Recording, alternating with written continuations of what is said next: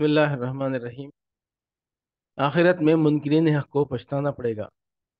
فہرست موضوعات تفہیم القرآن جلد سوم، عنوان آخرت، صفحہ 477، سورہ شعراء آیت 4۔ ان نشأ ننزل علیہم من السماء آیتا فظلت اعناقهم لها خاضعین۔ ہم چاہیں تو آسمان سے ایسی نشانی نازل کر سکتے ہیں کہ ان کی گردنیں اس کے آگے جھک جائیں۔ سورہ شعراء آیت 4۔ یعنی کوئی ایسی نشانی نازل کر دینا جو تمام کفار کو ایمان و اطاعت کی روش اختیار کرنے پر مجبور کر دے۔ اللہ تعالیٰ کے لیے کچھ بھی مشکل نہیں ہے۔ اگر وہ ایسا نہیں کرتا تو اس کی وجہ یہ نہیں ہے کہ یہ کام اس کی قدرت سے باہر ہے، بلکہ اس کی وجہ یہ ہے کہ اس طرح کے جبری ایمان اس کو مطلوب نہیں۔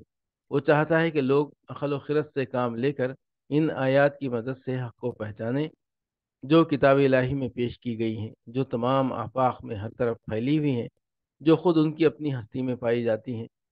پھر جب ان کا دل گواہی دے کہ واقعی حق وہی ہے جسے انبیاء علیہ السلام نے پیش کیا ہے،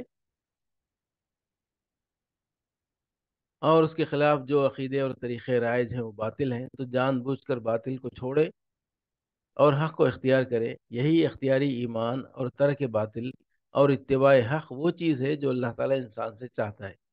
اس لیے اس نے انسان کو ارادے اور اختیار کی آزادی دی ہے۔ اسی بنا پر اس نے انسان کو یہ قدرت عطا کی ہے کہ صحیح اور غلط جس راہ پر بھی وہ جانا چاہے جا سکے۔ اسی وجہ سے اس نے انسان کے اندر خیر و شر کے دونوں رجحانات رکھ دیے ہیں، فجور اور تقوی کی دونوں راہیں اس کے آگے کھول دی ہیں۔ شیطان کو بہکانے کی آزادی عطا کی ہے۔ نبوت اور وحی اور دعوت خیر کا سلسلہ راہ راست دکھانے کے لیے قائم کیا ہے، اور انسان کو انتخاب راہ کے لیے ساری مناسب حال صلاحیتیں دے کر اس امتحان کے مقام پر کھڑا کر دیا ہے کہ وہ کفر کا راستہ اختیار کرتا ہے یا ایمان و طاعت کا۔ اس امتحان کا سارا مقصد ہی فوت ہو جائے۔ اگر اللہ تعالیٰ کوئی ایسی تدبیر اختیار فرمائے جو انسان کو ایمان اور اطاعت پر مجبور کر دینے والی ہو، جبری ایمان ہی مطلوب ہوتا تو ان نشانیاں نازل کر کے مجبور کرنے کی کیا حاجت تھی؟ اللہ تعالیٰ انسان کو اسی فطرت اور ساخت پر پیدا فرما سکتا تھا جس میں کفر، نافرمانی اور بدی کا کوئی امکان ہی نہ ہوتا، بلکہ فرشتوں کی طرح انسان بھی پیدائشی فرمانبردار ہوتا۔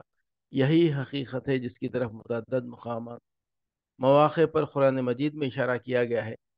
مثلا فرمایا وَلَوْ شَاءَ رَبُّكَ لِأَمَنَ مَنْ فِي الْأَرْضِ كُلُّهُمْ جَمِيعًا أَفَأَنْتَ تُكْرِهُ النَّاسَ حَتَّى يَكُونُوا مُؤْمِنِينَ۔